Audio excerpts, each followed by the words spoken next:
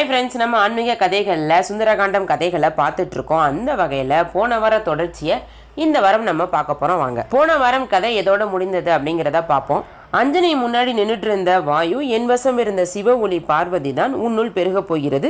அது எதுவாக இருந்தாலும் அதற்கு நீ தாய் என்றால் நான் தந்தை அப்படின்னு சொல்றாரு. இதை கேட்டதும் அஞ்சனை ரொம்ப சந்தோஷப்படுறாங்க. ஒரு மூல நட்சத்திரத்துல அனுமனை ஈன்றெடுக்கிறாங்க. இப்படிதான் ஒருக்க பால அனுமன் சூரியனை ஒரு சிவந்த பழம் அப்படின்னு நினைச்சு அதை பறிச்சு சாப்பிடலான்னு வானத்துல பறந்து பெய்யிட்டு இருக்காரு. சூரியனை நெருங்கினா அனுமனோட கதி என்னாகும் அப்படின்னு தேவர்களுக்குள்ள ஒரே நடுக்கம். மகனோட செயலை பார்த்து வாயு என்ன செய்யறதுன்னு தெரியாம தவிச்சு நிக்க இந்திரன் தான் ஓடி வந்து வழிமறித்து தடுக்கிறார். ஆனா அனுமன் இந்திரனை கண்டுக்கவே இல்லை. பொறுத்து பார்த்த இந்திரனுக்கு வஜ்ராயுதத்தை கையில் எடுக்கிறத தவிர வேற வழி தெரில. அந்த ஆயுதத்தால் ஒரே அடி பால அனுமன் மயங்கி கீழே விழுந்தார். இப்போ இதோட தொடர்ச்சியை நம்ம பார்க்க ஆரம்பிக்கலாம். அதுக்கப்புறமா இந்திரன், ஐயா, நான் இந்த தேவலோகத்தையும் சகல லோகத்தையும் காப்பாற்றுறதுக்காகத்தான் இந்த சிறு பிள்ளையை நான் தீண்டினேன், என் பிள்ளை ஏதும் இல்லை அப்படின்னு சொல்றாரு. அதுக்கப்புறமா மற்ற தேவர்களான வருணன், குபேரன், யமன், ருத்ரன் இவங்கெல்லாம் அனுமனை சமாதானப்படுத்த நினைக்கிறாங்க. அதுக்கு முன்னாடி அனுமன் மூச்சை தெளிய வைக்கணுமே. வாயு தந்தை பாசத்தோட பிரம்மன் கிட்ட முறையிடுறாரு. பிரம்மனுமே அனுமன் கணக்கில் ஒரு புது வாழ்க்கை அளிக்கும் ஆயுளையே வைக்க பாலனுமனும் மூச்சை தெளிந்தார்.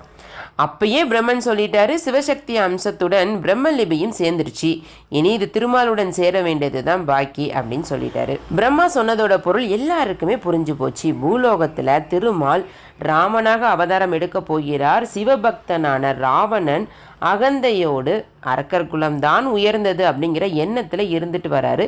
அவரை அழிக்க திருமால் முனையும் போது அனுமனே துணை செய்ய வேண்டும்.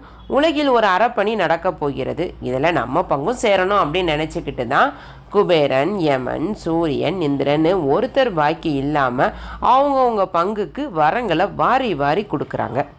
ஒவ்வொருத்தரும் கொடுத்த வரம் ரொம்ப விசேஷமானது. சூரியன் தன் ஒளி எழிலில் ஒரு பங்கையே தாரை வார்த்து கொடுத்து விட்டார். பிரம்மனோ, போரில் உன்னை யாராலும் எந்த ஆயுதத்தாலும் கொல்ல முடியாது என்றும் என்னால் மூச்சை தெளிவிக்கப்பட்டதால் உனக்கு சிரஞ்சீவி என்று ஒரு நாமம் அமையும் என்றும் வரத்தை அருளி சென்றார். குபேரனோ, எந்த செல்வத்திற்கும் முன்வரை தடையில்லை, உன்னை வணங்குறவங்களுக்கு நான் அள்ளி தந்தருள்வேன் அப்படின்னு தன் பங்குக்கு வரத்தை தந்திட, யமனோ, நீ விரும்பினாலன்றி உன்னை நான் நெருங்க மாட்டேன் என்று கூற, ருத்ரனோ, உன்னுள் வெப்பம் ததிக்கும் போதெல்லாம் பேராற்றல் வெளிப்படும், அதனால் நீ இந்த உலகையே கூட தூக்கி எறிந்து பந்து போல் உருட்டி மகிழலாம், அப்படி ஒரு பலம் உன்னுள் பெருகும் அப்படின்னு சொல்றாரு. இதனால் மூல நட்சத்திரத்தில் அஞ்சனை கருவில் பஞ்சபூத அம்சங்களுடன் மனித உரு கொண்டு குரங்கின் சாயலில் பிறந்த அனுமனை கோள்கள் தங்கள் கட்டுப்பாட்டின்படி அணுக முடியாதபடி போயின.